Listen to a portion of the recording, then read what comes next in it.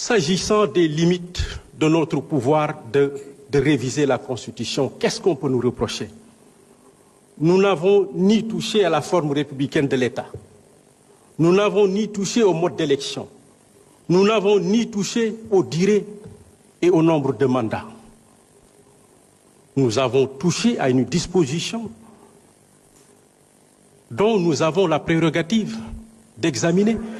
Jusqu'ici, seul le président de la République était tenu de déposer une déclaration écrite de patrimoine auprès du Conseil constitutionnel chargé de la rendre publique, et ce uniquement lors de son entrée en fonction.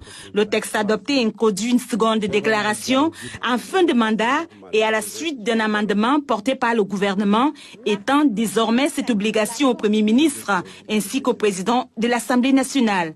Les déclarations écrites sont rendues publiques par le Conseil constitutionnel. Le président de la République effectue sa déclaration de patrimoine dans les formes fixées par la loi relative à la déclaration de patrimoine. Les modalités de contrôle sont déterminées par la loi organique relative au Conseil constitutionnel. Les dispositions du présent article sur la déclaration de patrimoine sont applicables au président de l'Assemblée nationale et au Premier ministre. Le président du groupe parlementaire majoritaire, PASTEF, Ayib Daffé, a plaidé pour une adoption à la majorité des 3/5e, condition sine qua non pour une révision constitutionnelle par voie parlementaire sans recours au référendum. Ñun député yi inshallah nañ ko adopté au 3/5e. Président de la République promulgué ko. Par voie parlementaire sans recours au référendum. Coow waratul am lan moo des ñun député yi inshallah nañ ko adopté au 3/5e. Président de la République promulgué ko. Loi bi jàll entrée en vigueur.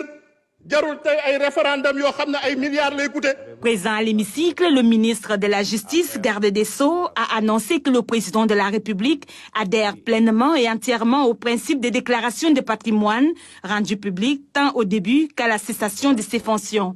Ce principe constitue une avancée significative dans le renforcement de la transparence, de la confiance des citoyens dans la gestion des affaires publiques. Toutefois, cette réforme gagnerait en cohérence si elle est inscrite dans une révision constitutionnelle plus structurante. En effet, il ne paraît pas opportun de réserver une obligation de publicité au seul président de la République.